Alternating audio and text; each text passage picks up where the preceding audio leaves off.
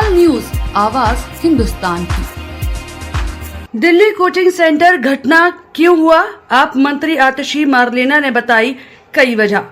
दिल्ली मंत्री और आप नेता आतिशी ने कहा कि दो महत्वपूर्ण चीजें सामने आई हैं। पहला, जो नाले क्षेत्र में जलभराव के लिए जिम्मेदार थे, उस पर वहां के सारे कोचिंग सेंटर ने अतिक्रमण किया हुआ था, जिसकी वजह से नाले से पानी नहीं निकल पा रहा था।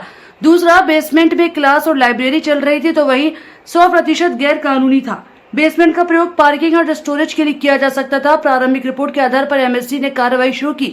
जो जेई जिम्मेदार था उसे एमसीडी से बर्खास्त कर दिया गया है। एई को तुरंत सस्पेंड कर दिया गया है। मैं आपको भरोसा दिलाना चाहती हूं कि जैसे ही पूरी जांच रिपोर्ट सामने आएगी और इन अधिकारियों के अलावा कोई भी अधिकारी शामिल हुआ तो उसके खिलाफ सख्त कार्रवाई की जाएगी। है जो कोर्ट ऑफ लॉ में प्रेजेंट करी जाती है। 24 घंटे का समय दिया गया दिल्ली सरकार के रेवेन्यू डिपार्टमेंट को, डीएम्स को, कि वे इस पे रिपोर्ट देंगे। कुछ डिले के साथ एक इंटरिम इंक्वायरी की रिपोर्ट आई जो मुझे 29 तारीख को दी गई। एमसीडी द्वारा भी एक प्रिलिमिनरी इंक्वायरी रिपोर्ट सामने रखी गई। दो महत्वपूर्ण चीजें सामने आई इस एक्सीडेंट के पीछे। सबसे पहला,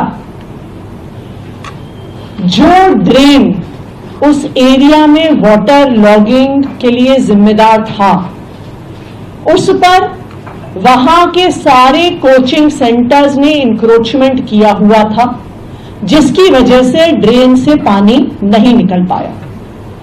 दूसरा एक महत्वपूर्ण कारण अभी सामने आया है कि बेसमेंट में जिस प्रकार कोचिंग सेंटर्स क्लासेस चलाते हैं, कोचिंग सेंटर्स की लाइब्रेरी थी, वो 100% इलीगल था।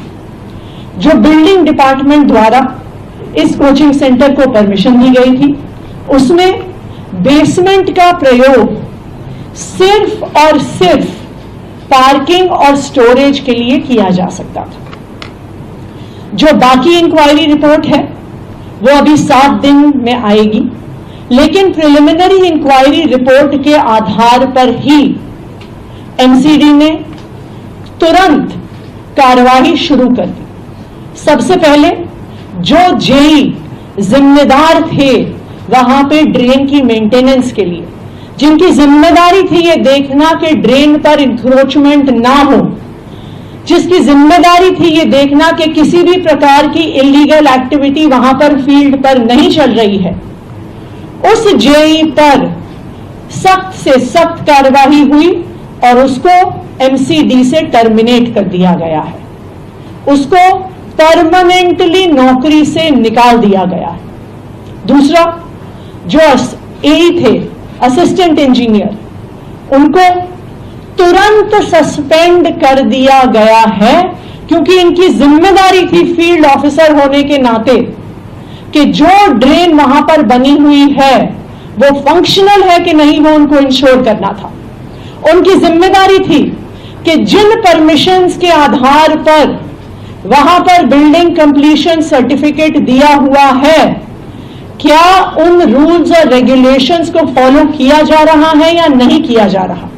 इसलिए इन दोनों अफसरों पर तुरंत कार्रवाई करी गई।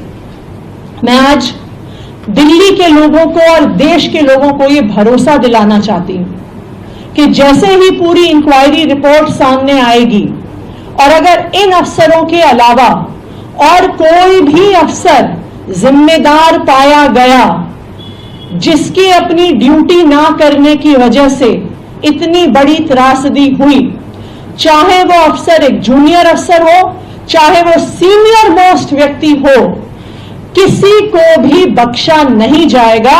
उन पर सख्त से सख्त कार्रवाई करी जाएगी।